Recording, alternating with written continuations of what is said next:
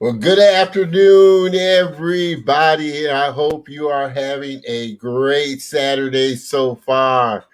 Don Terrell here with the Color of Motion, where we highlight people of color and diverse backgrounds in the field of motion graphics, animation, visual effects, cartoons, and comics. And I am so excited to have everybody join us today. You know the drill. If you are showing up, please let me know so I can show you some love. Also, make sure that you share the broadcast. Sharing is caring. We want as many people as possible tuning in and checking this out, so you are definitely able to share it. As you know, we are live on LinkedIn, YouTube, and Facebook, so make sure that you connect with me. Let me make sure I get my hand right here.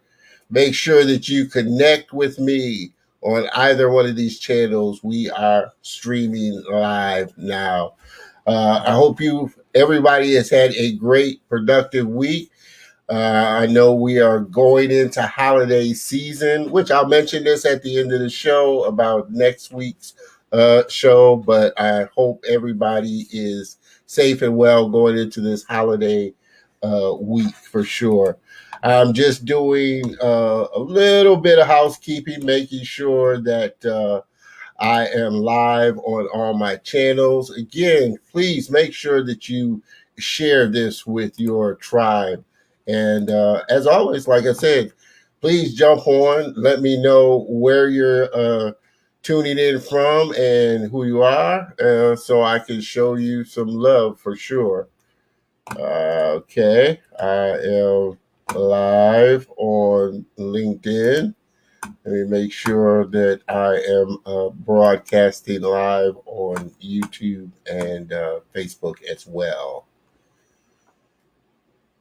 Again, let me know how your week is going. I'm so excited about our next guest. We were just kind of chopping it up there a little bit and having a great conversation before the show started for sure. So I'm definitely excited about having my friend on today.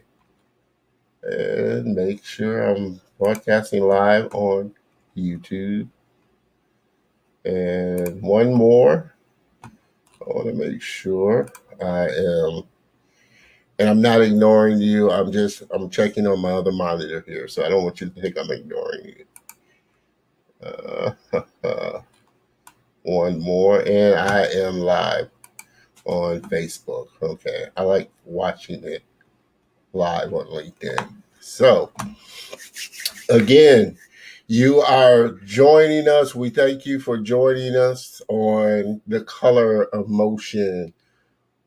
See, I got that right. The Color of Motion, where I highlight people of color and from diverse backgrounds, again, in motion graphics, video animation, visual effects, cartoons, and comics. That's space and industry that I love so much.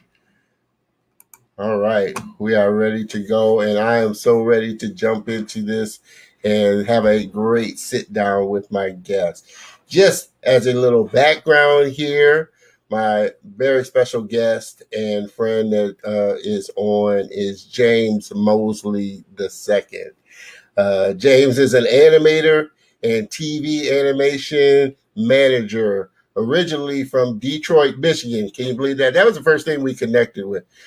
He's from Detroit, even though I'm not from Michigan. I'm from Ohio, but close enough. And I have my brother and sister have lived in Detroit forever, so I enjoy the city when I go and visit. But he is from Detroit, Michigan. He began working in TV in 2014, landing a gig as a production intern at Nickelodeon Animation Studio on the Dora and Friends preschool animated series. After finishing his schooling, he worked his way into production assistant role in 2016 on the Pinky Malinky animated. That's an interesting name, Pinky Malinky. You see how they get some very good young, I won't say silly, but very young names for animated series. Pinky, I was thinking Pinky and the Brain for some reason, but Pinky Malinky animated series at Nickelodeon, where he was later promoted to production coordinator on the same show. He worked as production coordinator at DreamWorks Animation on Cleopatra in Space. Cleopatra in Space. We're going to talk about that one too. Cleopatra in Space for several months as animated series. Then moved to production coordinator on Nickelodeon's new hit preschool animated series Santiago of the Seas. Several months later, he received a promotion at Netflix Animation, becoming a production supervisor on an unannounced program for 2020, and is now production manager at Hello Sunshine, a kids and family animation division of Netflix. So join me in welcoming, let me see who tuned in. Eric Perez, going to show you some love. Woo, Pinky Malinky. Somebody is a Pinky Malinky fan. So we appreciate you tuning in, Eric, and showing up for sure. Please help me welcome my very special guest. And I can honestly say a good friend now because we've been having some laughs. Mr. James Mosley II. Mr. James. I was absolutely laughing when you were talking about Pinky Malinky and Cleopatra in Space. Very interesting. But I love them. They can come up with some shows. Let's put Cleopatra in Space. They're great, though. They're great. Eric is actually my best friend too. He's like my blood brother, by the way. All right, we appreciate you showing up there, Mr. Eric, and supporting your man here, your brother. I appreciate that for sure. Welcome to the show, James. How's it going with you? I'm doing well. These are interesting times, but I am great. Yes. Again, I hope everybody is staying safe because you know what's going on. They're talking about maybe another lockdown. So we'll have to see how it goes, but make sure that you're doing what you're supposed to be doing, wearing your mask and doing the sanitizer and taking all the precautions so we can go ahead and get through this pandemic for sure. But I hope everybody is doing well. Miss D. Britt Steen. So proud of your little brother. Yeah, that's my sister. That's my real sister. Oh, okay. I was going to say, man, you got a lot of family. I thought I had a large family, but like everybody's coming in. All shades and colors, man.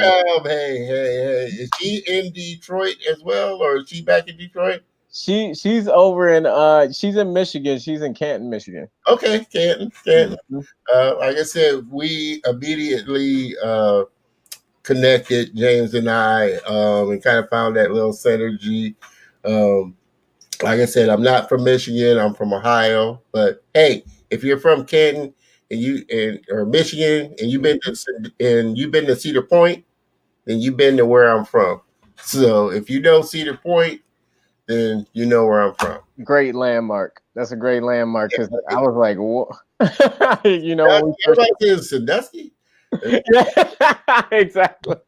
And then I say, well, you've been to Cedar Point? Yeah, I've been to Cedar Point. Okay, then you've been to Sandusky.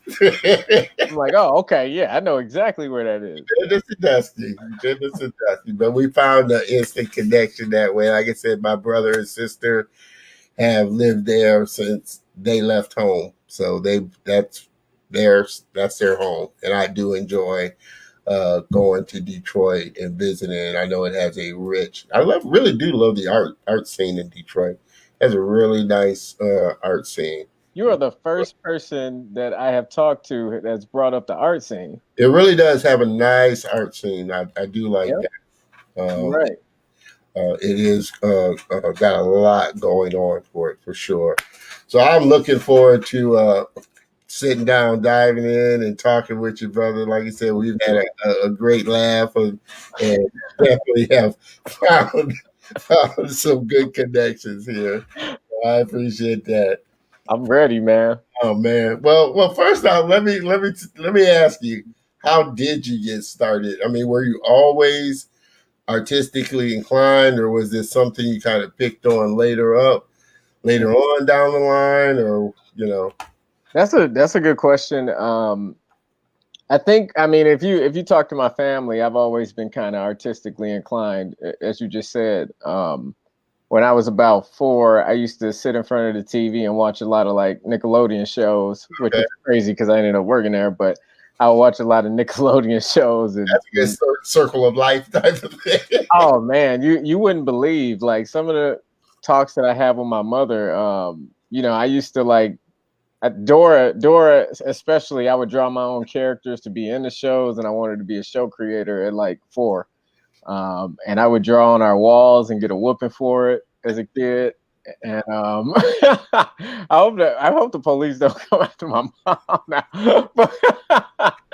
But yeah, I would rightfully so. I would get. we heard you beat yourself. Exactly.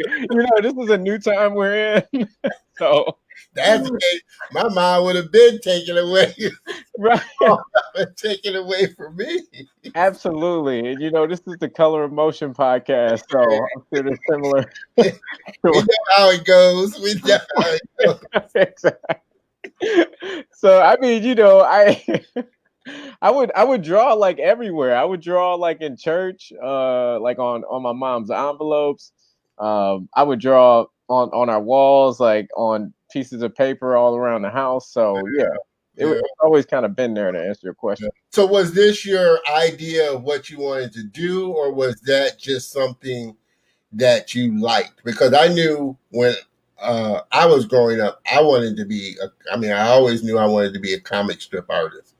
I mean, that was my thing. And I was always drawing. I didn't kind of think anything else of what I wanted to be. But really, was this something that you always, this is what I want to do? Or was this just a hobby and something that you were good at, but you were always thinking you would get into something else?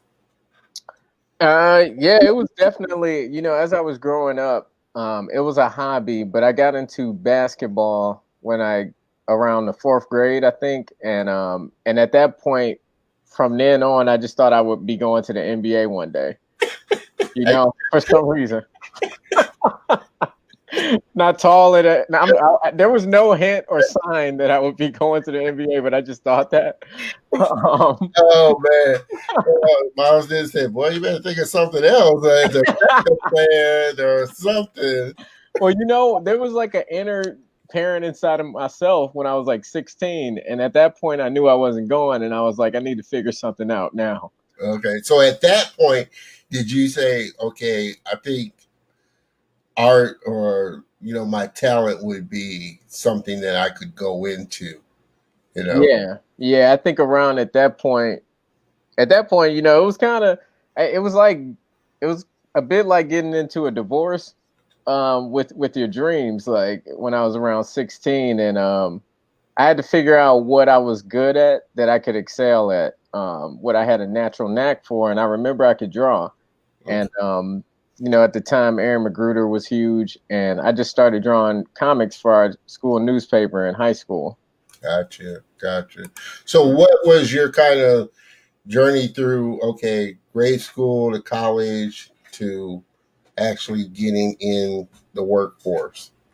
So I would say, I think around middle school, I would still dabble into drawing and stuff, but then, like as we said, like at 16 in high school, I started drawing comics for the school newspaper, and then I saw I was getting a lot of feedback from people in the hallway saying that they liked it, and my parents were already divorced, so my father, he lived in Santa Barbara, California, and you know, I was already kind of like, at that point, I was like off and running. I was making animated shorts. I was writing Oh, them myself. wow. I was posting them everywhere. Had my friends doing the voiceovers and everything. Okay. Okay.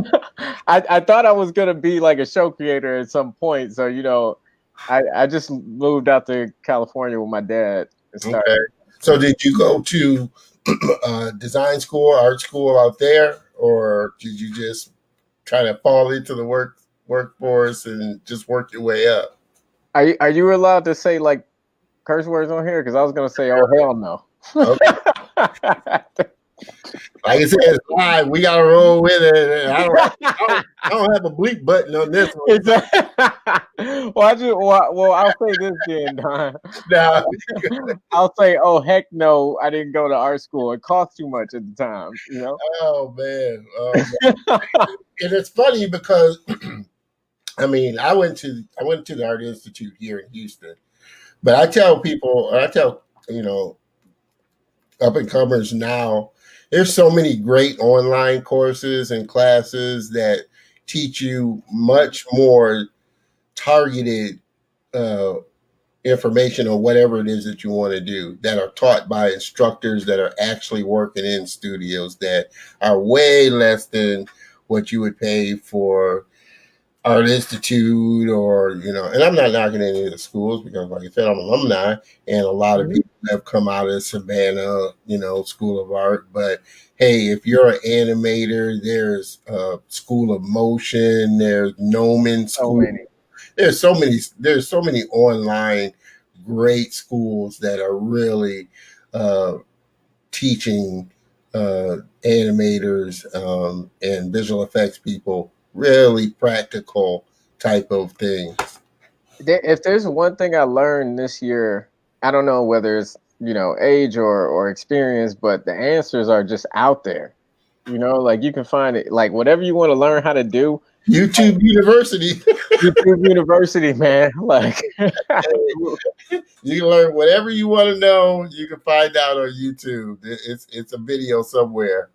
yeah, absolutely. Yeah, and I can get into that later. You know, about like I've never went to business school, but there's so many things that I watch on YouTube about business, and it just feels good. That's all. Yeah, yeah. Like I said, I think that's what I love.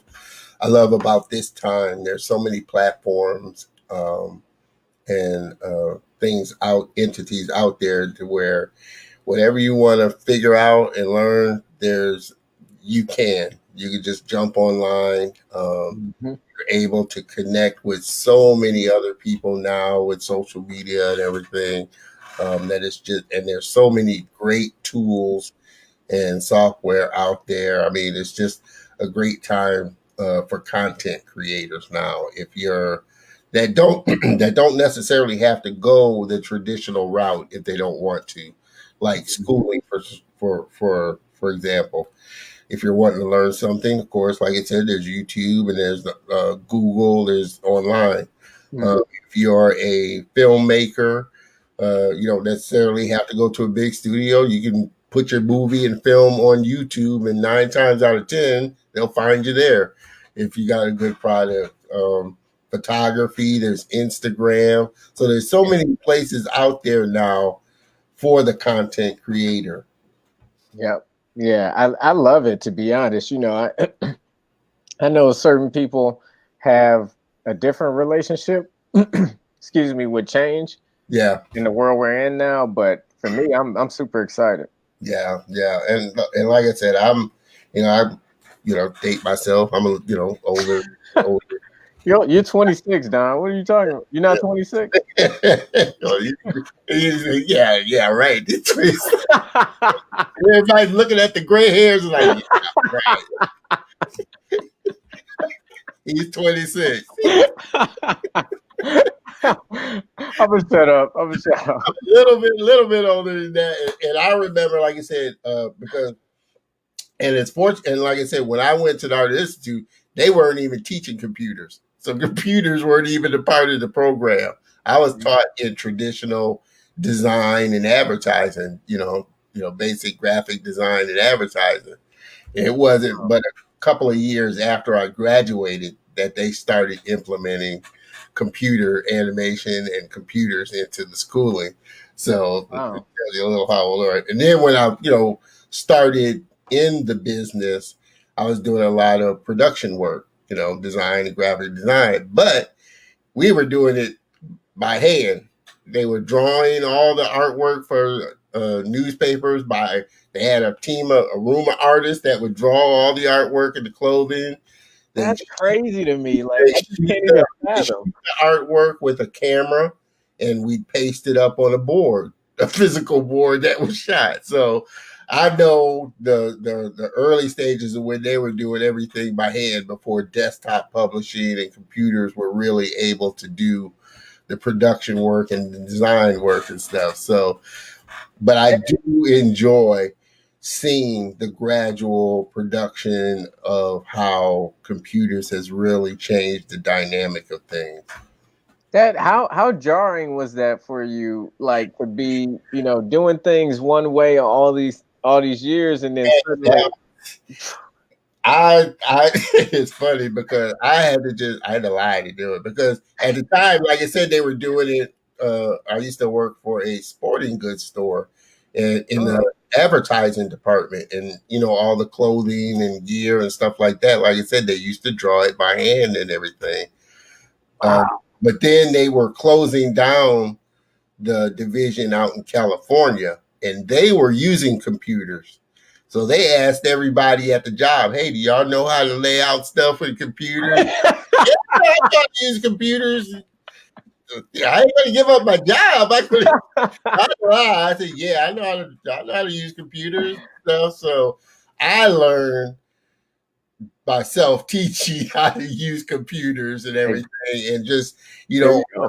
online, and people that I would come across that were a little knowledgeable. So I wasn't school taught in how to use computers. I was keep your job, trying your job trying to get taught. That was keep that.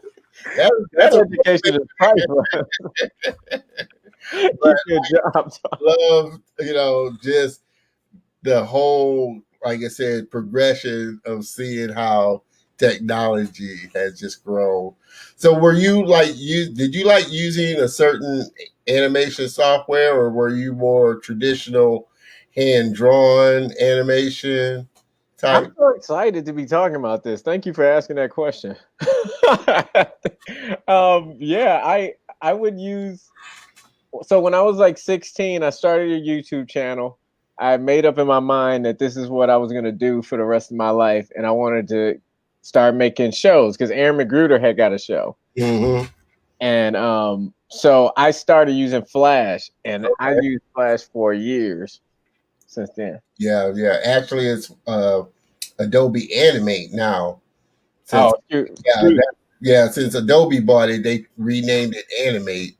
But yeah, I love using Flash and that type of thing. So you never got into your thing was more 2D, not 3D. As we were talking, I just remembered. I was using Flash from high school to like the middle of college, and no, actually, just a little bit after the beginning of going to Santa Barbara City College. I oh man, well, I obtained Maya. I obtained Maya. That is big. and I actually like taught myself how to use Maya, and I would lock myself in a room, and all the troubleshooting I would do, I would print out sheets and just paste them on the wall over all Yeah, over the place. I could never. Like I said, I know it's industry standard, but I had just not been able to dive into Maya for some reason. Why not? Man, it was just a lot. Because I know it was when I first started learning and getting into 3D. I was uh, doing graphic design for a turnkey system, or a turnkey company, or a company that built turnkey systems like Oh, video editing systems, and they were selling 3D software, along with the editing system. oh And so wow. they would let me come in and sit down and, get on the computer and learn the software and stuff. But they were selling soft image at the time. Oh, I forgot about I don't know if you remember something. But and I was so excited because that's what at the time, that's what they had used to do Jurassic Park. So I said, man, this is gonna be great. This is gonna be great. Man, when he brought out all these stacks of manuals, he got soft image and just plopped like he must. Like I said, I got a bunch of them on my shelf right now. He must have brought out 7 or 8 thick ass. I want to say it, thick ass books of manuals. Do it, Don. I'm gonna cuss on my own show. There's 7 thick ass books of manuals like this. Holy I said, what is this? This is the manual for soft image. I was like, that just did it. Who had time to read that back then? Oh man, the people that really wanted to learn it, I guess, because I was turned off. That turned me off of 3D for a while. I understand, man. That's traumatizing. And then they started selling Lightwave. And I don't know if Lightwave. And at that time, Lightwave was really big on TV. They were using it a lot for TV, like Babylon 5 and Sequest and all those sci-fi TV shows, because it was really fast and they could really crank out a lot of great animation with it. But I opened that up and it was just so much easier for me because it was their bill was it was created by artists for artists. And so like soft image was just too technical. It was like technicians wrote that for artists. So you had to be a mathematician to figure out things and stuff like that. I was like, you had to know how to cure cancer. Just yeah. But Lightwave just made it so much easier for me to understand 3D. And so I was able to really enjoy it again and jump back into it. And then I just transitioned. I still use Lightwave, but I kind of started transitioning into Modo. What's that? That's another 3D. You should check it out. It's a really good 3D software. But the people and the programmers that created Lightwave kind of broke off into their own company and developed their own software, and it was Modo. And now the Foundry, which owns like Nuke and some other, they own Nuke and Katana and some other animation and visual effects software. And so they bought it, and now it's part of the Foundry. But it's a really great software, really robust. They just released the new version of it, but it like I said, I had started using that. Plus, it was affordable. It was a software that that'll help. Lightwave and Motor were affordable. You know, like 3D Studio Max and Maya, you were paying like if you were in school, you were paying a few $1,000. Yep, $3,000, $4,000, $5,000. So that was something that individual could buy and get and use. So that's how I kind of really like doing it. So how did you move from animation onto the production side of it? Well, so I had a talk with myself, I think, and not in a schizophrenic way, just more like a an introspective talk with myself about. I think I was like an intern at Nickelodeon, and I was just kind of thinking about whether or not I wanted to create shows or not. And obviously, I did a really good job on the show I was on. I was on Dora and Friends at the time, in 2014. And I had to really think about like where I wanted to pivot, because I felt like I learned a lot as an intern about the different departments and stuff. And I ended up getting hired while I was an intern as like a part-time TA or something like that. Yeah.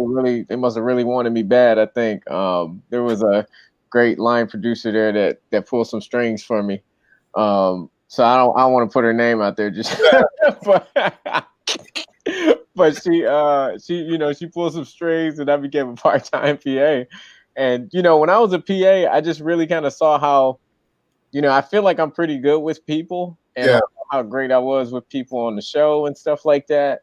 And then I also just kind of had a revelation to where, there's a awakening happening right now where we don't see a lot of Black people or Yeah. people of color in business positions. Yeah, more executive type of, the positions that really kind of get the projects out there. Exactly. So what specifically, does a production manager do? Oh man. Okay. A position and a job. What if you were explaining that somebody that said, "I want to be a production manager"? What do you do? Okay. Well, I'll try to give you the short answer because we might need two interviews, I think. But but in general, I feel like, I've been in a management or some kind of management role for about 1.5 years now. Yeah. And what it feels like I do is kind of set the table for some of the teams that I'm overseeing, some of the production teams. I'm always kind of looking at the schedule and seeing if we're on track or not. And if, any potential delays or delays that come up happen, then I mean, one, is my job to kind of foresee that a delay is going to happen and hopefully negate that with a solution. Yeah. Or if a delay is happening, then, I kind of try to come up with a solution alongside like my line producer. We'll kind of think about it. But it really just feels like an overseer role, to be honest, and just kind of getting things in place for the team that you're overseeing. So do you feel like that's where your core strength is as opposed to animating, or is that just something that you like better? I think my core strength is people. To be honest, I think the technical part of this job is something that I am getting good at and am good at right now, but I can always get better. Yeah. But I just think the core strength is people. But when it comes to animation and stuff, I think it is. I try to have a foot in the creative just to help me better in production, so that I'm not like asking people to do too much in too little time. Yeah. Do you miss it? I mean, do you miss actually sitting down and creating the animations yourself? Sometimes I do. Because there was a time when I used to just spend like hours animating at my desk, where it just felt like there was so much to prove, and just trying to make the best content that people could appreciate. And it was something cathartic about it, that I kind of miss. Yeah. Sure. Gotcha. So what do you feel like the biggest lessons that you learned along the way? If you had to pick one good lesson that you've learned, what do you think that would be? I think one lesson would be to move a lot freer and be more confident in the person that I was. I think because I think I think there's been times in my career where I haven't spoken up enough because I didn't have the confidence that I have today. Yeah.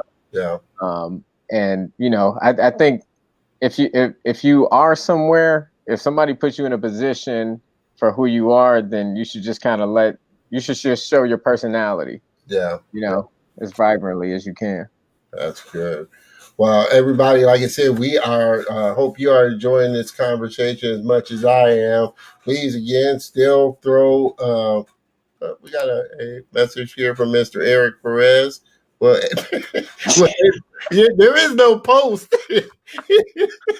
Now, if we want to reshare it, we can edit it out. But everybody done heard the curse words, so we're just going to roll with it. Hey man, we're edgy today. All right? Yeah, this is my edgy show here. So we're gonna roll with it, baby. We're gonna roll with it. Everybody, please make sure that you share this out because we want to get this out to everybody. So James swears, man. Holy.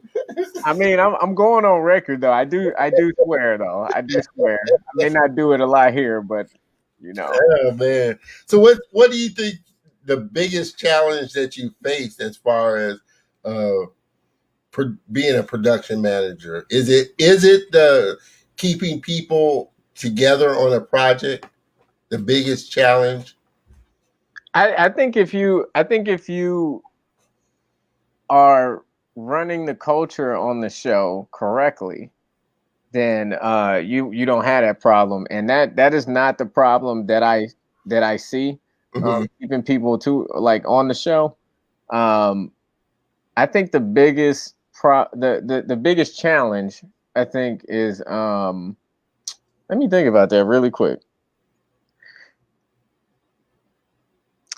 Okay, well, I mean, can it be a relevant challenge to today? Yeah, yeah, I think the challenge is, trying to keep the morale of your team up like during these times for yeah, sure. yeah. Well, have you? And speaking of which, have you? How has COVID and what we're going through affected the Hmm. industry from your point of view, and Yeah. the things that you've been doing? So, has it had a big effect with that? Because I know a lot of companies and a lot of animation studios automatically kind of shift, even though they were probably doing it a lot more than most average businesses working remotely. So they shifted really quickly to having people work remotely. Was that the case with you, or did you see any type of major hit? Yeah, absolutely. When COVID first hit, obviously, every TV production is running on a schedule. And when COVID hits, it kind of there's obvious delays Yeah, on the schedule, so it's gonna push the schedule out. One of the first things I saw when COVID hit was that we had to take like a 2-week period just to get people equipment, and yeah, equipment to do the job that we're asking. yeah. So that takes time, and that just, more time means a longer schedule, which means more money. Going to the schedule. Yeah, Exactly. So that's one of the first things I kind of noticed, I think, with COVID. It's just you can't expect to have the same schedule in a different time. yeah. It's a different time. And internet is a big challenge too. Not everybody got fast internet. He said, "Man, you haven't moved in 1 minute. Yeah. Hold on, my internet's gonna catch up in a second." Well, you got to think about it too, though, Don. Like if you're making big TV backgrounds, right? That takes like you got to have internet to upload those for review Yeah. and stuff. Oh man, yeah, for sure, for sure. Oh man, which I guess leads to the question of, did that make your job?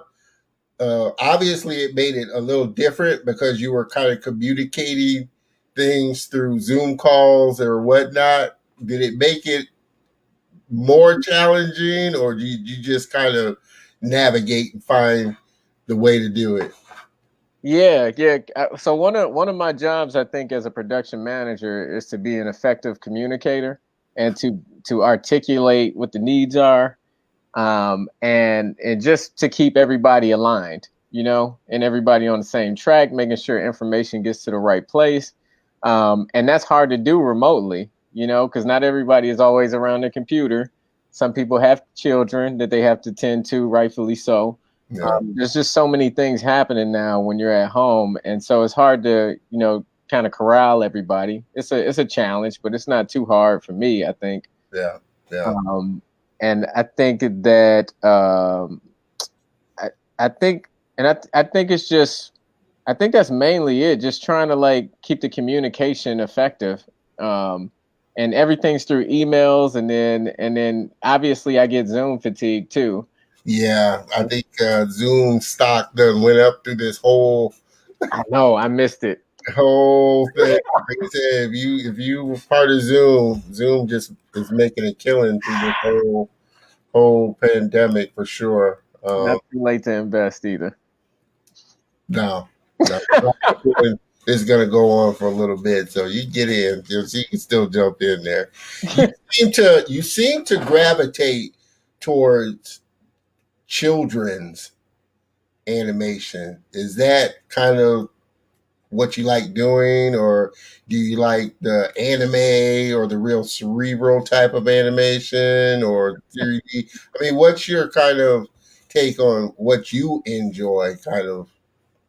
Yeah, no, okay, you're very observant for that. I do love. I've learned just recently that I like preschool. Preschool. Okay. I Okay. like preschool animation for a creative reason and a production reason, though. Yeah. Yeah. The production reason is because obviously, like preschool shows are a lot more simple. There's Yeah. fewer characters to keep track of on the production side, backgrounds, etc. Yeah. So I like that, so that I have time to connect with my employees and stuff. Yeah. Yeah. But like you said, I think it is such a powerful medium at that age that it makes such a big impact. I remember, and like again, people, I'm dating myself. I don't know. I don't know if, because I can say I remember, of course, Saturday morning cartoons. Just Saturday mornings aren't quite the same as they used to be. I will say that Yeah, Saturday that's aren't quite the same as they used to be. But I remember and you might remember this too or know of it, Schoolhouse Rock. yep. That was such Uh, and they were just like little mini animated commercials in between the cartoons, but they were such a powerful way of explaining so many different things in school that you just normally, like how a bill was made, and they made it in such a jingly, way that I'm just a bill, I'm only a bill, I'm capital.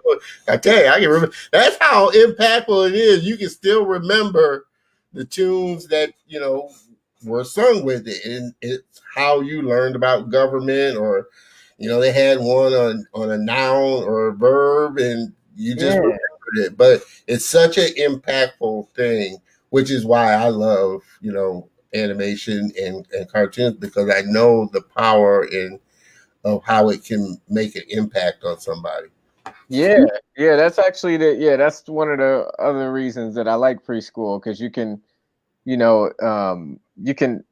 influence minds the right way. If you're trying to do it the right way, you can influence minds at a young age for the good. Yeah, gotcha. We're going to take a little shift here and kind of talk about how you see the industry going as far as in the future and diversity. We're starting, of course, during this time, we've had a lot of social things going on as well, and so we're starting to see more diverse people start to come up in the Hmm. forefront, and stories start to get told in a more diverse way. You see that as being a big challenge that a lot of companies are going through now or going to go through. At this point, I don't think, to be honest, I don't think any company has a choice at this point. There's a large awakening happening where people of color, specifically Black people, especially right now, want to see themselves and their stories out there. Yeah, And not only that, they want to see themselves in those rooms, yeah, where the decisions are being made. So I don't think it will be a challenge for some companies now. And I think it's just, there was a lot of excuses, I think, in the past where specifically, with making movies with like an all black cast, where they thought movies wouldn't do well overseas, but there's like no excuse at this point with the success of like Black Panther and some other shows, specifically animation with like Spider-Verse. yeah, Uh, yeah. That was a great animated movie, Spider Verse into the Spider. yeah. So at this point, what I'm trying to say is it's a smart business move to Yeah, start making these stories. yeah, for So sure. I think what kind of I don't know. I think what kind of that was part of it, but I think another thing with me was the fact that okay, if they did throw a black character or a Asian character or Indian character. It just seemed like it was a white character that was colored, Yeah. black, and it just didn't resonate well, which I think kind of made it more off-putting that they would just slap a black face, slap a Asian face on a white character, got white features, and it's just so that's why I feel that there's such a importance of having diverse content creators, having diverse directors, having diverse writers that really are telling a authentic story that's true to them, that can still resonate with people. I think you made a great point with Black Panther. It was an all black cast, but it did blockbuster well to where it appealed to everybody. And Right. that's why I say stories, everybody loves a story, and we all share these same experiences. We all want the same things. We all love, we all laugh, we all cry. And I don't think it's impossible for a white person to go into a black movie and still come out of it feeling some kind of connection with the story. Yeah, you're right. I mean, you and I kind of talked about this before, but there are just like fundamental truths as a human being that connect us all. Fundamental truths, for sure. So, do you see it as kind of a top-down thing happening with executives doing it, or more of a bottom-up where content creators and people of other colors are going to start to create their own studios and things like that? Or do you see it as a kind of meeting in the middle? I think all of it will happen. I think some companies will uplift people of color in executive roles. I think there will be more content creators that are making content that tell the stories of all of us. Yeah. And some of those people of color in those executive roles can facilitate those stories getting out. Yeah. But I also do think that, people of color will start their own animation studios at some point. You and I talked about something that I'm very excited to see. Hopefully Tyler Perry opens up an animation studio. Like I said, he's got the Tyler, if you're watching or if you catch Come on, Tyler. If you need somebody to head the studio, I'll be more than do it. Be more than happy to do it. But hey, you got the funds.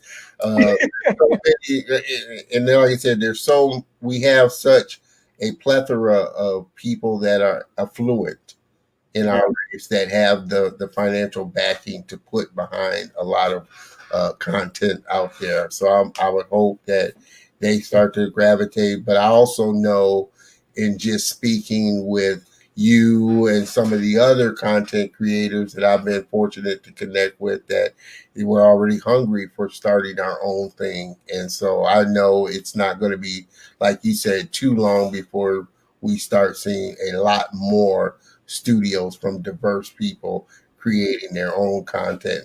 And again, now in this time, there's so many different platforms out there now, like I said, YouTube, that, hey, if nobody's going to back us, we could just, start our thing and grow our base with YouTube. Eventually, studios are going to come, for sure. I mean, and I could even see, some diverse content creators just going straight to the streaming services with a deal. Yeah. And I will say this. Netflix, I have seen, from what I've been watching and reading and just checking out online, Netflix, I will have to say, to my view, is by far the main company that's really stepped out there and brought in so many diverse talented directors, and even in executive position. I've seen a lot of posts on LinkedIn where they've hired executive directors and people in more executive roles. So I will give Netflix some kudos for that. You know, Yeah, they doing it. taking a step forward. I agree. And obviously there's a lot of things I can't talk about having Yeah, worked at Netflix, but man, when you see the content that yeah, comes into that place. yeah. Yeah, which is why Netflix blew Blockbuster away because they Yeah. sorry Blockbuster, but Netflix is ahead of the curve as far as the content and how they got it out there. So Yeah. that's why I say I give Netflix a lot of credit because they are a forward thinking company for sure from what I've seen. They Uh, are. Not just in animation, just in their own content movies that they're own block Netflix movies that they're producing and putting out. They They're try everything. outside of the box of what normal TV and other services are doing for sure. Yeah, the thing I like about Netflix is that they try everything. Like literally everything. And they see what sticks. And hey, they put out, like I said, I got rid of my cable. I got Netflix. That's my you got me Netflix. I think that Netflix. So and because I think more people are doing that now. yeah, yeah. They only have streaming services. Yeah, they saw the writing on like I said, which is why they just crushed Blockbuster because they saw where it was going as far as streaming, and they've always been ahead of the curve as far as putting content out there and different kind of content. So I'm so excited to see a lot of people. I'm trying to really working hard. Frank, if you're watching, I want to get you on the show, Frank Abney. I would love to see that. Frankie's putting his short out. Yeah. Canvas. I'm so excited to really see the full fleshed out movie of it for sure. So congratulations to him. Same. My guy Joshua, he didn't say it, but I already know that guy Joshua is out of here. He didn't actually say it Netflix, so you don't got to worry about it. I can read between the lines that you're already going to do something with Team Supreme. So I'm excited to see that come out as well. So I actually don't know. So like that would be great if that happens. I already know. I mean, trust me, Netflix. He didn't say anything. He didn't have to say anything. I already know because it's such a great anime. It has the potential to have such great appeal that I already know Netflix is going to do something with it. It's just a matter of when. I know he's going to be a director within the next couple of years. I'm going to say that on record. I'm going to speak that in the universe, man, because in the next couple of years. So that's a smart project. So so excited to see where he takes that. So I just love the content that's coming out. I'm so excited about just the connections that I've been able to make. Trying to get Matthew Cherry. So if you know Matthew Cherry or have a connection with Matthew Cherry, I want to know him. I love you too. So if this happens to come by you, Matthew, I want to get you on the color of motion. So that'd be cool though, man. That guy's out of here too. Like like I said, he just kind of opened the door even wider when he won the Oscar. Like I said, I know there's a lot of great animated shorts out there, animated movies out there that don't even get awards, but they're just well crafted stories and really artistic pieces that are out there. So that's what I love about this time, that you can see so much out there. This is an important time, and I mean for all people of color, just it's an important time for everybody because even white people can enjoy this this celebration of content that's happening, this explosion. It should. I mean, like I said, stories are stories. Mm-hmm. And I think it does nothing but bring us closer together if we can Right. all understand, a story that's told in a different way. It does nothing but, I feel, serve us that much more. Agreed, man. So if you were to go back, if you were able to go back in time, what would you tell and stand in front of your younger self? What one thing would you tell yourself? I think I would. Oh, that's a good question, man. I think I would tell myself to really. Outside of buying Apple stock, man, you need to get Apple. That's what I tell myself, man. You need to get Apple. Well, that would be great, actually, to tell myself that, or Zoom, but on a serious note, people. Yeah, but what would you tell yourself? Like I said, if you were able to stand in front of your younger self. I think I would just tell myself, it really is about, because I'm not gonna lie, when I was younger, it was all about being rich someday and like being famous. Yeah. At a young age too, which is so crazy. Like now that I think about it, but I think I would just tell myself that it is really just about the character of who you are. Yeah. Like and my younger self probably would be like, "What the heck does that mean?" But I would just have to live and see it. But I can kind of see it now, though. Yeah, definitely. So where do you see the industry going in the future? What you're doing now, where do you see it going? Where do you want it to go? I would like for it to go to like I want to see more. I would definitely see more stories, like we've been kind of talking about. But I would like to see more movies, specifically more like blockbuster animated films Yeah. with black characters, at the forefront of the cast. I would like to see that. And the reason why I say that is because before Spider-Verse, I had like ideas of like how would like a blockbuster animated film with like a the main character being black be with actual music that I listen to, you know. Yeah. What would that look like? And when I saw Spider-Verse, I was like, that's it. That's it. I want to see more of that.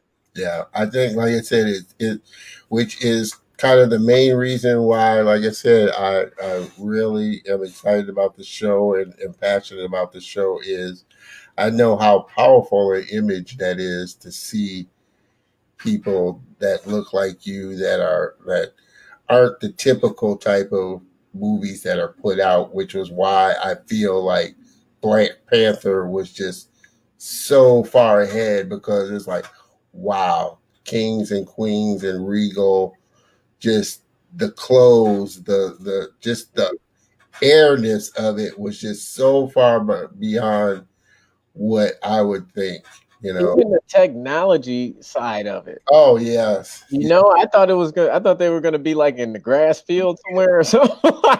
It's funny and not funny, but it's funny because I'm talking with and he actually is going to be on the show in a few weeks, but he's an animator from Africa.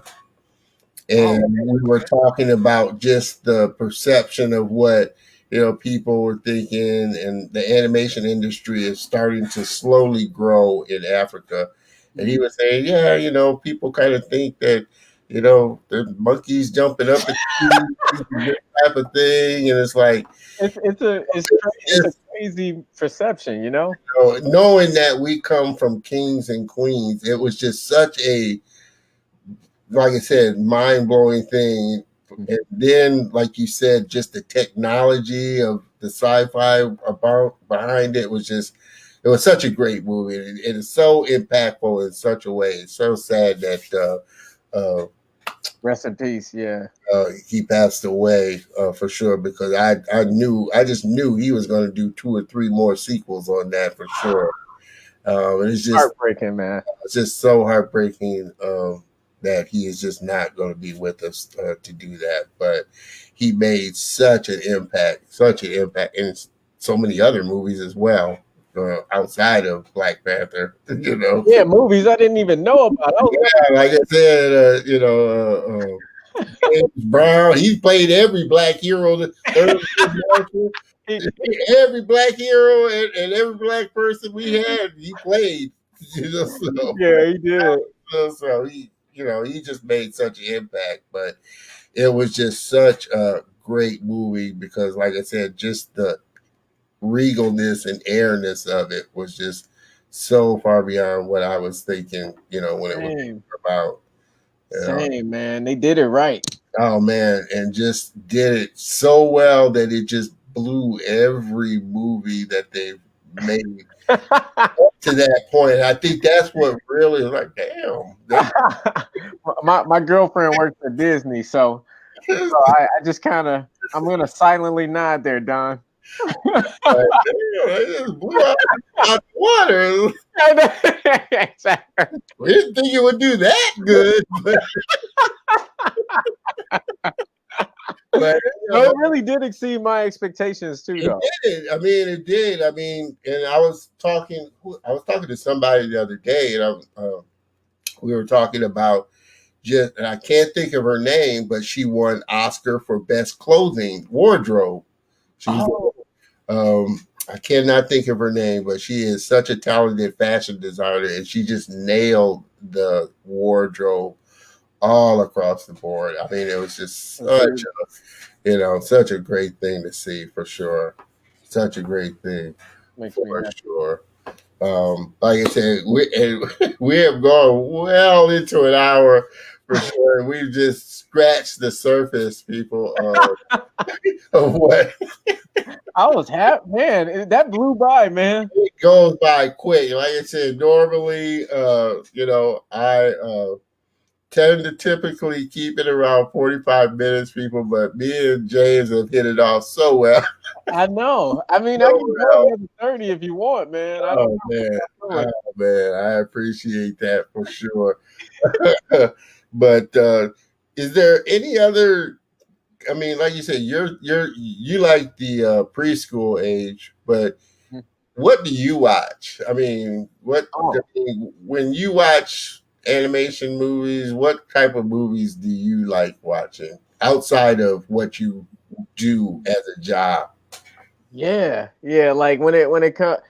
Okay, so the honest answer is I don't watch much animation. Okay. I don't like. I if I do watch it, it's because I'm specifically researching. So I can give you some of the things that I've looked at, just on my own, so I can understand what people like, because I do study what people like. I'm a huge Charlie Brown fan. Oh man, I'm a Peanuts nut from the start. You too? Yeah, that was the main reason why I kind of got into comic strips and cartoons. I was checking out every report was about Charles Schultz. I was checking out every book I could find about Charles Schultz, and like him that guy is interesting. Him as a cartoonist. So if I had to do a school report, I was always going into the library. Hey, we got any new books on Charles Schultz, or this and that? And I was a Peanuts nut. I really was. Yeah, he's good. Obviously, I'm a huge Boondocks fan. That's what got me into this for real. Yeah. So Aaron McGruder. I watch Boondocks. I watch. Oh, you know what I like? Actually, I like a lot. What is it? I forgot the name because they haven't come out with a new season, but I think it's Love, Death, and Robots. Or something. Yes, that was a great. And see, that's why I say Netflix is so far ahead of themselves when they put out content. That is great. And actually, I got that on my list. Love, Death, and Robots. It was such a well done animated series. That has got to be my favorite animated series. Really was. I mean, I'm kind of a lover of all types. Gotta watch. Have you ever heard of God? What's the? It's an anime, but it's a black samurai. And actually, the guy that created it kind of, because there is an actual African American that was like the only African American that made a samurai. But he kind of loosely based the anime on it that he created, and they made that into a animated. Man, I hate to get up and go get it. You can. Like Let I'm looking at it right let me get up. It's another room. now. Okay. I'll help you search. Okay, Afro Samurai. I was gonna say Afro Jack for some reason. Samurai. For people, this is a. It's you know how Samuel Jackson is. They got Samuel Jackson to do the voice. Yeah. So, but it's such a great anime. I love anime. I'm kind of a fan of it all, really. 2D, 3D, you know, the silly the younger preschool type of 2D animation, all the way up to the cerebral Akira type of animation where you have to watch it a couple of times to kind of really absorb what they're doing. And I know anime, true Japanese anime, is really cerebral, and the graphics and the animation is so well done. And they have such a way of telling the story that I love that too. So, I mean, I kind of love it all. I really do love it all. I'm with you. Like I love it all. Like there's something to find in everything, I think. And story is king. So yeah, if the story's good, then for sure. I'm telling you. Well, I'm definitely. I mean, I know you could be on here a while. But definitely, we are going to have a part 2. Please, man. Sure, because like I said, like I told you when I was talking to you about being on the show, I don't really try to have guests on. I try to have friends on, and I had the great privilege of being able to become friends with James, Joshua, Andre, and all the other people that I connected with, for sure. And actually, you'll find this interesting. One of the people, he hasn't booked yet, but we did have a call. Ray Billingsley, who does Curtis, the comic strip Curtis. Really? Yes, I heard of that. The black. He's really one of the few black syndicated comic strips out there, Curtis. Oh, wow. And we connected and got to talk, had a great conversation. And like I said, he's still got a book to be on the show, but he was telling me about, and I was telling him, yeah, when I was growing up, Charles Schultz was a big, he said, yeah, I know Charles. I used to go over to his house and he would give me advice and stuff like that. And I was like, man, this is such an amazing story. And so, like I said, I've been so blessed to be able to connect with people from the space that I love that have such great stories.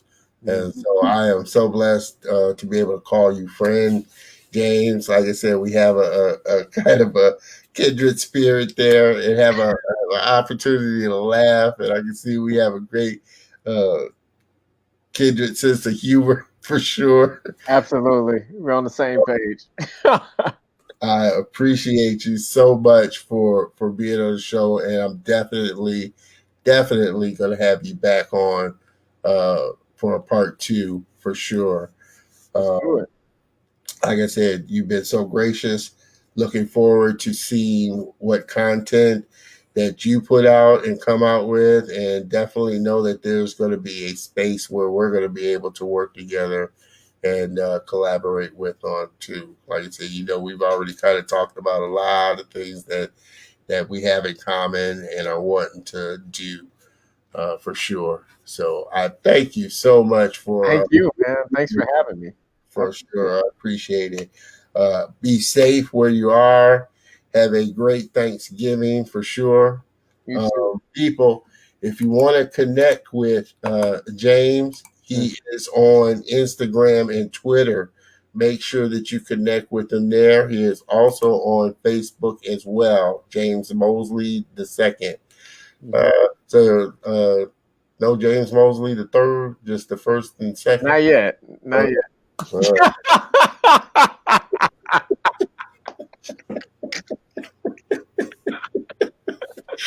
You see, we have fun here, man. We have fun. That was fun. We have fun. Mr. Kendrick Hardy, Oh, great. that's my guy. We appreciate that. Mr. Darren. Hold on here. Mr. Oh, wow. Darren Gibbons, great interview and way to kill it. James, Mr. Gerald, thanks for providing the platform. For sure, I am looking forward to bringing on so many guests to share their journey, their thoughts, and just their story.